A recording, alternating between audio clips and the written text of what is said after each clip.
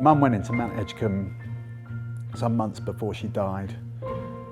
I had never heard of hospices, but thank God they're there. It takes you out of yourself because you're not thinking about yourself, you're thinking about the people you're trying to help. My grandma stayed with Cornwall Hospice prior to passing away, and the work that they put in was really really heartening and really amazing to watch. It was a really horrible disease. It's not something you ever want to watch anyone suffering with. But when you know that, if the end is going to come, then you'd prefer your family to be somewhere where they know they're never going to be alone, they're going to be treated well. So I owe Cornwall Hospice an enormous debt for all the great work that they did. It was a 12-day trek, and conversations each day with different people as you're walking made me discover all about what the hospice does, and I was blown away. I loaded him in the car and took him down to St Julia's, and I saw him settled, and then I got in the car and parked the car in the car park, and by the time I walked back into St Julia's, it was like a massive weight had just been lifted, and I just thought, he's going to be okay. 4 years ago I was admitted to the hospice, and I think that changed everything really, because things were pretty bad at that time. I could have skipped when Dr. Talbot said, go to St Julia's, because I knew Victor would be having the proper care. The care that I could no longer give. I knew he was safe. I suppose it's so we could be Bernadette and Victor again, not carer and patient.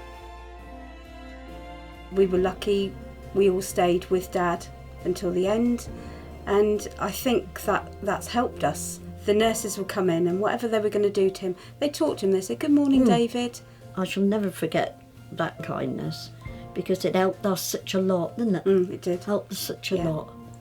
It just feels calm. Sometimes it really isn't, but it still feels calm and just a nice place to be. And it's clean and it's full of life and laughter. Well, one of our singers was treated at Mount Edgcumbe, spent a lot of time there, and unfortunately died. And since his death, we've pledged that we would raise money in his memory. And that's why we shake the bucket for Mount Edgcumbe Hospice. We shake the bucket every night we sing, and wherever we go, we are asked to sing. So I'm very sorry to tell you, she said she got bone cancer. Then from there, she was taken down to St Julia's. A day or so after she got down there, he came down to see her, and he said, well, Margaret, now you're here, he said, how do you feel? And she said something which really stuck with me. She said, I feel safe. Kim went downhill really, really quickly, and she went into the hospice originally just for pain relief, and the hospice went from being the most scariest word you could hear in the world to being something that was just, I don't know, it's safe. It's really safe is the word that you most feel. I don't think I would have got the 4 years without the hospice. The hospice has been there for me when the real bad times, and I can never repay them for what they've done for me. They are amazing. We also get a lot of, or I get a lot of satisfaction from the fact that we are able to make a difference and help people to improve the quality of their life, and that's quite rewarding. Yeah. When we had the news that I had breast cancer, it rocked our world.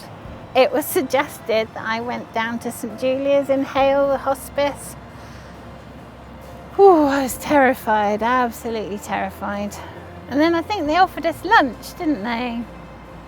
And that was like being in a hotel. We had this amazing meal together, which doesn't happen, does it, in the hospital? And I feel safe when I'm there. As soon as I go through the doors, even if I'm just visiting for the day, we're really grateful. I wouldn't be here now if we hadn't had their involvement. You said that the other week.